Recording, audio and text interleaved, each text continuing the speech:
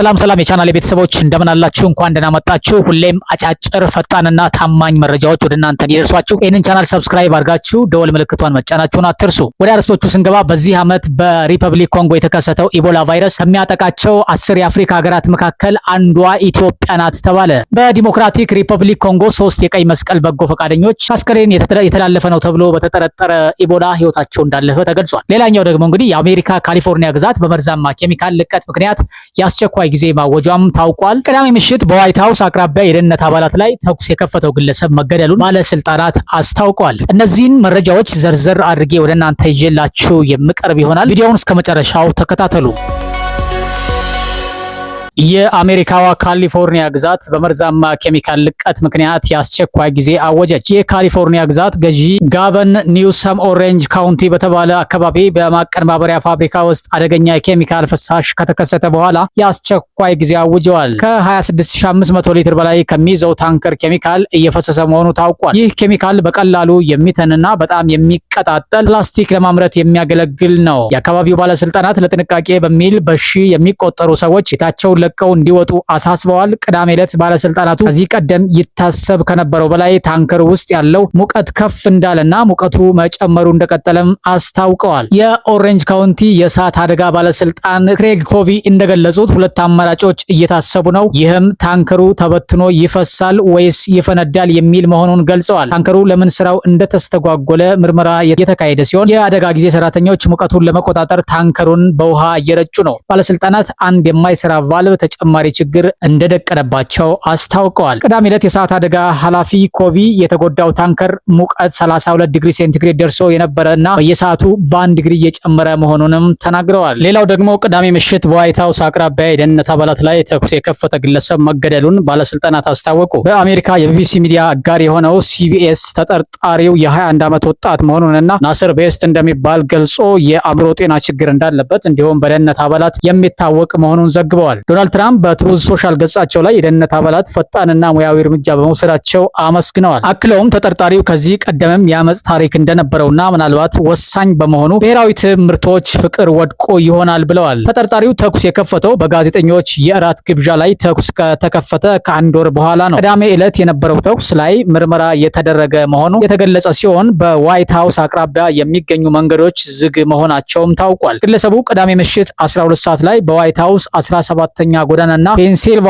መንገድ ጠመንጃውን ከቦርሳው በማውጣት ተኩስ ጀመረ ሲሉ ባለስልጣናቱ ተናግረዋል። የደህንነት አባላት ወዲያውኑ ተኩስ በመክፈት ምላሽ የሰጡ ሲሆን ግለሰቡ ከተመታ በኋላ ወደ ሆስፒታል ቢወሰድም መሞቱ ግን ተረጋግጧል። በተኩስ ልውውጡ መንገደኛ የተጎዳ ሲሆን ስለ ሁኔታው የደህንነት መስሪያ ቤቱ ዝርዝር መረጃ አልሰጠም። በጥቃቱ የተጎዱ የፖሊስ ባልደረባ እንደሌለ ግን አስታውቀዋል።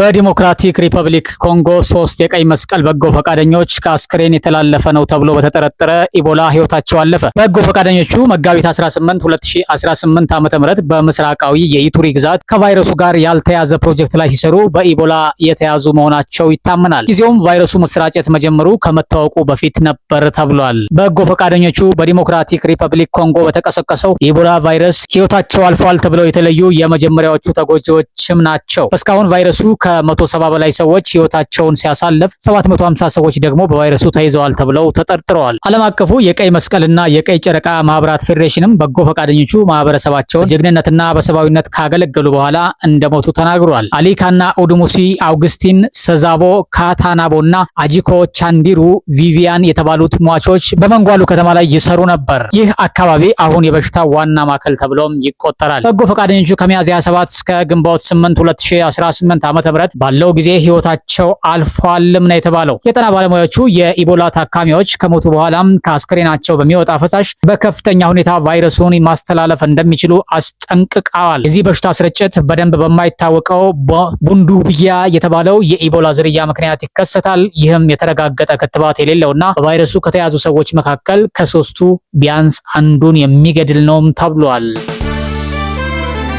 በዲሞክራቲክ ሪፐብሊክ ኮንጎ የተከሰተው ኢቦላ ኢትዮጵያን ጨምሮ ወደ 10 የአፍሪካ ሀገራት ሊስፋፋ ይችላል የሚል ስጋት መኖሩን የአፍሪካ በሽታ መቆጣጠሪያና መከላከያ ማዕከል አፍሪካ ሲዲሲ አስጠነቀቀ። የአፍሪካ ሲዲሲ ኃላፊ ዣን ካሲያ ቅዳሜ ዕለት በሰጡት መግለጫ ስጋት ላይ የሆኑ 10 አገራት አሉን በማለት ኢትዮጵያ፣ ሩዋንዳ፣ ኬንያ፣ ታንዛኒያ፣ አንጎላ፣ ብሩንዲ፣ ማዕከላዊ አፍሪካ ሪፐብሊክ ኮንጎ፣ ደቡብ ሱዳን እና ዛምቢያ ቫይረሱ ይሰራጭባቸዋል ተብለው ከተሰጉት ሀገራት ውስጥ መሆናቸው ዘርዝረዋል። ኃላፊው በመግለጫው አሁን የተከሰተው የኢቦላ ቫይረስ ስርጭት 10 ዓመት በፊት በምዕራብ አፍሪካ ከታየው በጣም ግዙፍ ነውም ብለዋል። ካሲያ በኢቦላ ወረርሽኝ ላይ በኦንላይን በሰጡት መግለጫ ወቅት ከኢትዮጵያ ውጭ የዘረዘሯቸው ሀገራት በአጠቃላይ በቫይረሱ የተያዙ ሰዎች የተገኘባቸው የዲሞክራቲክ ሪፐብሊክ ኮንጎ ወይንም ኡጋንዳ ጎረቤቶች ናቸው። የአፍሪካ ሲዲሲ ኃላፊ በካምፓላ ለጋዜጠኞች በሰጡት መግለጫ እስካሁን ድረስ 200 ያህል በቫይረሱ ተይዘው በሞታቸው የተጠረጠሩ መሆኑን ገልጸው በኮንጎ የተከሰተው የኢቦላ የቫይረስ ስርጭት ሰፊ ነው ብለዋል። ቫይረሱ ከዲሞክራቲክ ሪፐብሊክ ኮንጎ ባሻገር እንዲሁም በቀጠናው አገራት ሊስፋፋ እንደሚችል አስጠንቅቀዋል።